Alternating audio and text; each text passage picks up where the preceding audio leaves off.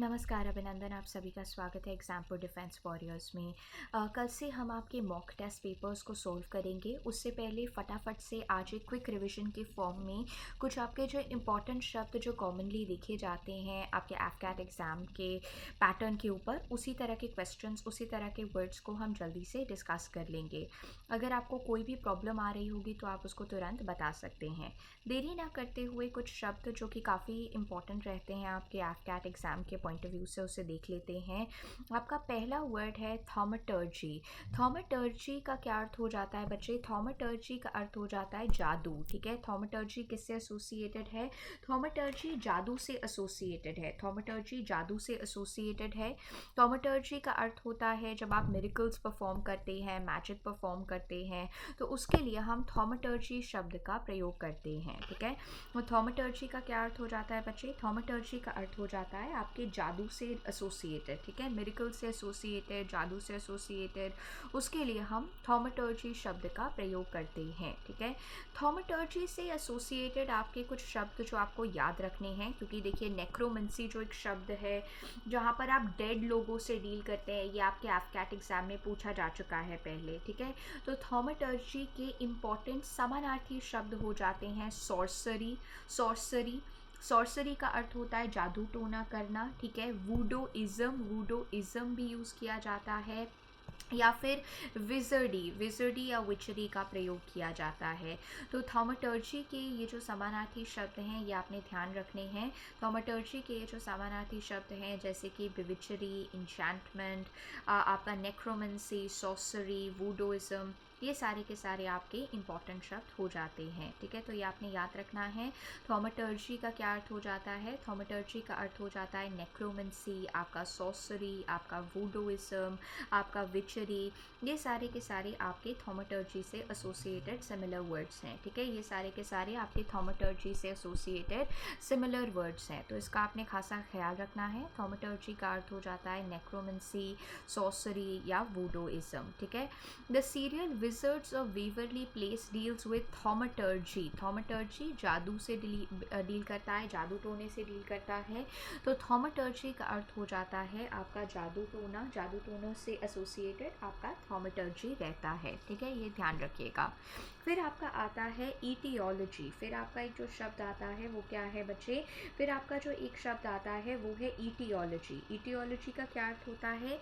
Aetiology का अर्थ होता है जब आप अध्ययन करते हैं एक तरह से ओरिजिन का। ठीक है, कारण का अध्ययन जब आप करते हैं उसके लिए ईटियोलॉजी शब्द का प्रयोग किया जाता है। ठीक है, कारण और उत्पत्ति का अध्ययन जब आप करते हैं कि क्या कारण रहा है, क्या उत्पत्ति का रीज़न रहा है, उसके लिए हम ईटियोलॉजी शब्द का प्रयोग करते हैं। ठीक है, ईटियोलॉजी का क्या अर्थ हो जाता है? ईटियोलॉजी का अर्थ हो जाता है जो कारण और उत्पत्ति का अध्ययन होता है, क्या कारण रहा है, किस प्रकार से इसका उत्पत्ति हुई है, इसका जो अध्ययन होता है उसे ईटियोलॉजी कहा जाता है। ठीक है, इसका जो अध्ययन होता है उसे ईटियोलॉजी कहा जाता है। ठीक है, तो ये ध्यान रखिएगा, ये काफ़ी ज़्यादा ज़रूरी हो जाता है। जो कारण है, जो उत्पत्ति है, उसका जब आप अध्ययन करते हैं उसे ईटियोलॉजी बोला जाता है। ठीक है, ईटियोलॉजी का अर्थ हो जाता है ओरिजिन या कॉज को पढ़ने की जो आप करते हैं सारा का सारा कार्य, उसे ईटियोलॉजी कहा जाता है। जो बेसिकली कॉजेस से या ओरिजिन से डील करता है, कॉजेस या ओरिजिन से डील करता है, उसे ईटियोलॉजी कहा जाता है। उसे हम क्या कहते हैं? उसे हम ईटियोलॉजी कहते हैं। इसको आप ध्यान रख सकते हैं। तो ईटियोलॉजी क्या होता है? जो आपके ओरिजिन, कॉज, इस तरह का जो अध्ययन होता है उसके लिए हम ईटियोलॉजी शब्द का प्रयोग करते हैं। They figured out the etiology of Sham's incessant pain in the abdomen.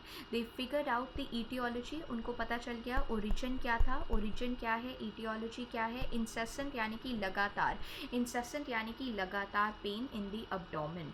They figured out the etiology of Sham's incessant pain in the abdomen. ठीक है, तो यहाँ पर आप याद रखिएगा ईटियोलॉजी का क्या अर्थ हो जाता है? ईटियोलॉजी का अर्थ हो जाता है जब आप अध्ययन करते हैं ओरिजिन का, ये कारण क्या है। इंसेसेंट यानी कि लगातार, इंसेसेंट यानी कि लगातार। तो अभी तक हम लोगों ने थॉमेटर्जी देखा। थॉमेटर्जी हो जाता है जब आप काले जादू के विधि को देखते हैं, वो थॉमेटर्जी हो जाता है। एटियोलॉजी का अर्थ हो जाता है जब आप अध्ययन करते हैं ओरिजिन का, जब आप अध्ययन करते हैं ओरिजिन का, उसके लिए एटियोलॉजी शब्द का प्रयोग किया जाता है। तो ईटियोलॉजी क्या है बच्चे? कॉज का जो स्टडी होता है कि क्या कॉज है, ईटियो का अर्थ होता है कॉज, तो क्या कॉज है उसका जो स्टडी होता है उसे ईटियोलॉजी कहा जाता है। ठीक है, उसे क्या कहा जाता है? उसे ईटियोलॉजी कहा जाता है। इविसरेट, इविसरेट का क्या अर्थ हो जाता है? इविसरेट का अर्थ हो जाता है जब आप निकाल देते हैं। ठीक है, इविसरेट का क्या अर्थ हो जाता है? जब आप अंतड़ियाँ जो हैं उनको निकाल देते हैं, अंतड़ियों को जब आप निकाल देते हैं, मतलब बेसिकली जो जिसमें बहुत ही अहम चीज़ होती है उसको जब आप निकाल देते हैं उसे इविसरेट कहा जाता है। ठीक है, जिस भी व्यक्ति में जो मोस्ट अहम चीज़ होती है, जिस भी व्यक्ति में जो मोस्ट अहम चीज़ होती है, जब आप उसे निकाल देते हैं, जब आप उसे निकाल फेंकते हैं, उसे इविसरेट बोला जाता है। जब आप एक तरह से डिसएम्बाउल कर रहे हैं, डिप्राइव कर रहे हैं किसी को, तो बच्चे उसके लिए हम इविसरेट शब्द का प्रयोग करेंगे, उसके लिए हम इविसरेट शब्द का प्रयोग करेंगे। जब आप अंतड़ियों को निकाल देते हैं, डिप्राइव कर देते हैं किसी चीज़ को, किसी व्यक्ति को डिसएम्बाउल कर रहे हैं, तो उसके लिए इविसरेट शब्द का प्रयोग किया जाएगा। जैसे यहाँ पर आप देख रहे हैं ये जो प्राणी है इसको बायोलॉजिकल रिसर्च के लिए इविसरेट किया जा रहा है या खाने पीने के लिए इविसरेट किया जा रहा है, उसके लिए डिसएम्बाउल या इविसरेट शब्द होता है। इविसरेट जब आप जो अहम चीज़ें हैं उनको निकाल फेंकते हैं, एसेंशियल चीज़ें हैं उनको निकाल फेंकते हैं, उसके लिए बच्चे हम इविसरेट शब्द का प्रयोग करते हैं। या आप डिसएम्बाउल शब्द का भी प्रयोग कर सकते हैं, या फिर आप डिसएम्बाउल शब्द का भी प्रयोग कर सकते हैं। डिसएम्बाउल का क्या अर्थ होता है? जब आप काट देते हैं और ओपन कर देते हैं इंटरनल ऑर्गन्स को, when you cut and remove the internal organs, उसके लिए डिसएम्बाउल शब्द का प्रयोग किया जाता है। ठीक है, तो ये चीज़ आपने ध्यान में रखनी है। We have all seen all the Discovery Channel. We have all seen on the Discovery Channel a vulture eviscerate or take out the guts of a dead animal. ठीक है, हम लोगों ने डिस्कवरी चैनल पे देखा है एक वल्चर क्या करता है? इविसरेट करता है या निकाल देता है the guts of a dead animal. इविसरेट कर देता है, निकाल देता है। एक्सटरपेट, एक्सटरपेट का भी अर्थ होता है एक तरह से उखाड़ना। एक्सटरपेट का भी अर्थ हो जाता है उखाड़ देना। जैसे कि ये क्या कर रहा है? ये एक्सटरपेट कर रहा है, डिस्ट्रॉय कर रहा है कम्प्लीटली उस पेड़ को। तो एक्सटरपेट करने का क्या अर्थ हो जाता है बच्चे? एक्सटरपेट करने का अर्थ हो जाता है व्हेन यू कम्प्लीटली डिस्ट्रॉय, जब आप कम्प्लीटली डिस्ट्रॉय कर देते हैं, रिमूव कर देते हैं, वाइप आउट कर देते हैं, तो उसके लिए हम एक्सटरपेट शब्द का प्रयोग करते हैं, उसके लिए हम एक्सटरपेट शब्द का प्रयोग करते हैं। एक्सटरपेट का क्या अर्थ हो जाता है? जब आप कम्प्लीटली डिस्ट्रॉय कर देते हैं, वाइप आउट कर देते हैं, हटा देते हैं, उसके लिए बच्चे हम एक्सटरपेट शब्द का प्रयोग कर रहे हैं, उसके लिए हम एक्सटरपेट शब्द का प्रयोग कर रहे हैं। तो ये चीज़ आपने याद रखनी है। एक्सटरपेट का क्या अर्थ हो जाता है? जब आप कम्प्लीटली डिस्ट्रॉय कर देते हैं, वाइप आउट कर देते हैं। Modern medicine is extirpating certain diseases.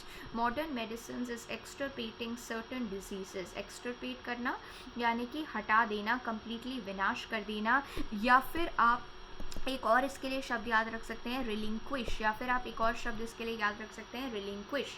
Relinquish कर देना यानी कि हटा देना। तो एक्सटरपेट का क्या अर्थ हो जाता है बच्चे?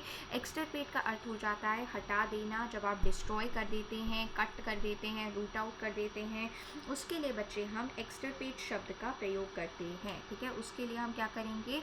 उसके लिए हम एक्सटरपेट शब्द का प्रयोग करेंगे। तो ये चीज़ आपने याद रखनी है। एक्सटरपेट का क्या अर्थ हो जाता है? जब आप कम्प्लीटली डिस्ट्रॉय कर देते हैं या विनाश कर देते हैं।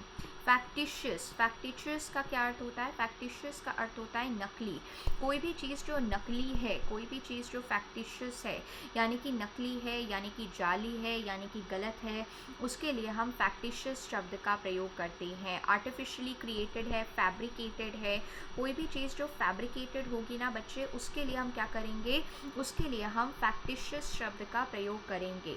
कोई भी चीज़ जो आर्टिफिशियली क्रिएटेड है, डेवलप्ड आर्टिफिशियली है, उसके लिए फैक्टिशियस शब्द का प्रयोग किया जाएगा। तो फैक्टिशियस कोई भी चीज़ जो फ्रॉड्यूलेंट है, बोगस है, फैब्रिकेटेड है, आप कह सकते हैं स्पूरियस है, शैम है, मैन्युफैक्चर्ड है। ठीक है, एक तरह से आप कह रहे हैं स्पीशियस है, फ्रॉड्यूलेंट है, उसके लिए फैक्टिशियस शब्द का प्रयोग किया जाता है। कोई भी चीज़ जो बोगस है, स्पूरियस है, उसके लिए फैक्टिशियस शब्द का प्रयोग किया जाएगा। उसके लिए क्या किया जाएगा?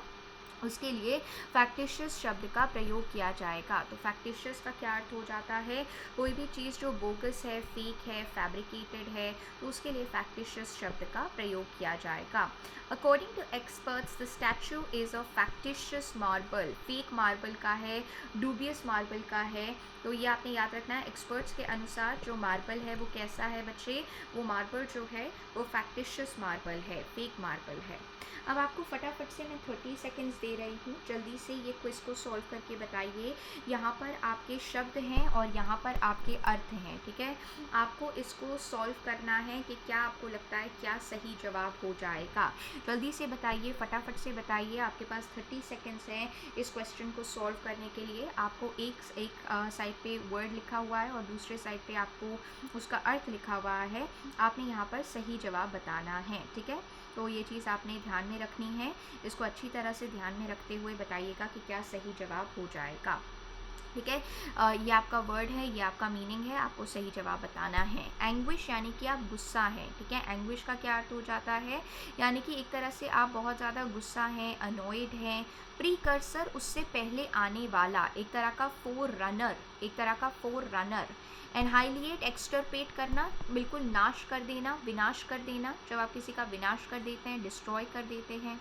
हाइपरबोल, जब आप एग्जैजरेट कर रहे हैं, हाइपरबोल जब आप एग्जैजरेट कर रहे हैं, उसके लिए हम हाइपरबोल शब्द का प्रयोग करते हैं, ठीक है। जब भी आप किसी चीज़ को एग्जैजरेट कर रहे हैं, जब भी आप किसी चीज़ को एग्जैजरेट करते हैं, उसके लिए हाइपरबोल शब्द का प्रयोग किया जाता है, ठीक है। न्यूसेंस, न्यूसेंस का क्या अर्थ हो जाता है बच्चे, न्यूसेंस का अर्थ हो जाता है कोई भी चीज़ जो एक तरह की आपके लिए दिक्कत हो जाती है। It's such a nuisance to carry this burden, ठीक है। एन्यूमरेट, जब आप लिस्ट करते हैं किसी चीज़ को, लिस्ट कर देना। इंडिफैटिकेबल, इंडिफैटिकेबल, चिंता मत कीजिएगा, अभी विस्तार में इन सारे शब्दों को देखेंगे। इंडिफैटिकेबल, जिसको कभी हराया ना जा सके, ठीक है, जो बिल्कुल बहुत ही ज़्यादा रिलेंटलेस है, ठीक है, इंडिफैटिकेबल। प्रेस्टीन, प्योर, पवित्र, कोई भी चीज़ जो प्योर है, पवित्र है, प्रेस्टीन। ऑब्ड्यूरेट, स्टबर्न, ठीक है, स्टबर्न जो होता है। और ट्रांजिएंट यानी कि क्षण भिंगुर। एक एक करके एक एक शब्द को देख लेते हैं। एंग्विश, जब आप बहुत ज़्यादा पीड़ा में होते हैं, डिस्ट्रेस में होते हैं, आप बहुत ज़्यादा नाखुश होते हैं, मिजरी में होते हैं, आंगस्ट में होते हैं, वो में होते हैं, तो उसके लिए एंग्विश शब्द का प्रयोग किया जाता है। एंग्विश का क्या अर्थ हो जाता है बच्चे, एंग्विश का अर्थ हो जाता है जब आप बहुत ज़्यादा पीड़ा में हैं, बहुत ज़्यादा दुख में हैं, आपको बहुत ज़्यादा सौरो है, उसके लिए हम एंग्विश शब्द का प्रयोग करते हैं, ठीक है। तो ये चीज़ आप ध्यान रखिएगा।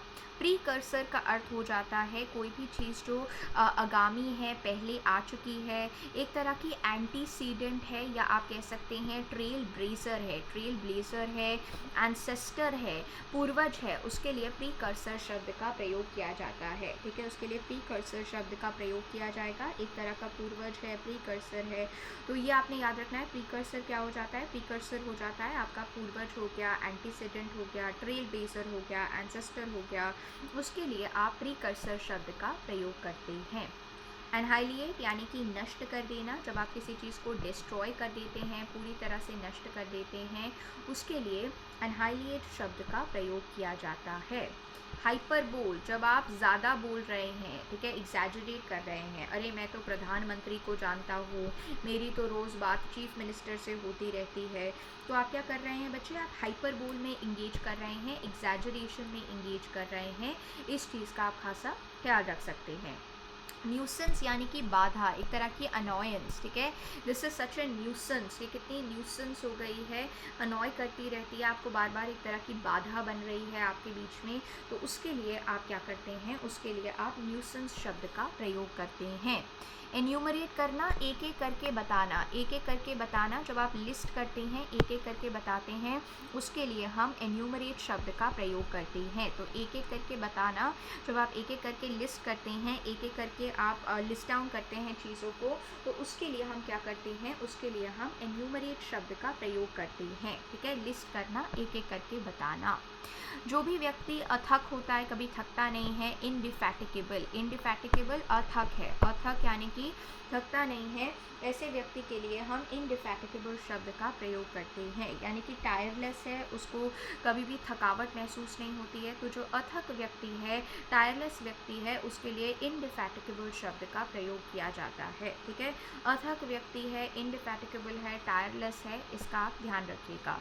प्रेस्टीन का अर्थ हो जाता है प्राचीन, परफेक्ट, प्योर, एक तरह से जो पूरी तरह से प्योर हो, परफेक्ट हो, उसके लिए आप प्रेस्टीन शब्द का प्रयोग कर सकते हैं। ठीक है, तो बेसिकली जो प्योर है, परफेक्ट है, प्राचीन है, उसके लिए आप प्रेस्टीन शब्द का प्रयोग कर सकते हैं। ठीक है, प्रेस्टीन का क्या अर्थ हो जाता है, परफेक्ट है, प्योर है, प्राचीन है कोई भी चीज़, उसके लिए आप प्रेस्टीन शब्द का प्रयोग कर सकते हैं। ऑब्ड्यूरेट यानी कि हटी, जब भी आप स्टबर्न हो जाते हैं, ऑब्ड्यूरेट हो जाते हैं, हटी हो जाते हैं, तो उसके लिए ऑब्ड्यूरेट शब्द का प्रयोग कर सकते हैं हम। ऑब्ड्यूरेट का अर्थ हो जाता है जब आप हटी हो रहे हैं, बहुत ज़्यादा हटी व्यक्ति जो होता है, उसके लिए हम ऑब्ड्यूरेट शब्द का प्रयोग कर सकते हैं। और ट्रांसिएंट, जैसा कि मैंने कहा, क्षणिक, कोई भी चीज़ जो क्षणिक है, मोमेंट्री है, ट्रांसिएंट है, क्षण भंगुर है, कुछ पल के लिए है, उसके लिए ट्रांसिएंट शब्द का प्रयोग किया जाएगा। ठीक है, तो ये चीज़ आपने यहाँ पर ध्यान में रखनी है। यहाँ पर हम लोगों ने बहुत बेसिक शब्दों को देखा है जो कि आपके एफकैट के पॉइंट ऑफ व्यू से ज़रूरी हैं। कल से, जैसा कि मैंने कहा, कि आपके इंग्लिश के मॉक टेस्ट प्रैक्टिस स्टार्ट हो जाएगी। इसका अच्छी तरह से हम अभ्यास करेंगे ताकि आप पूरे 10 दिन तक लगातार से एफकैट के पेपर के लिए अच्छी तरह से तैयार हो सके, इंग्लिश कंपोनेंट में और ज़्यादा कॉन्फिडेंट रहें। अगर आपको कोई भी प्रॉब्लम आ रही होगी तो उससे आप डिस्कस कर सकते हैं। बहुत बहुत धन्यवाद।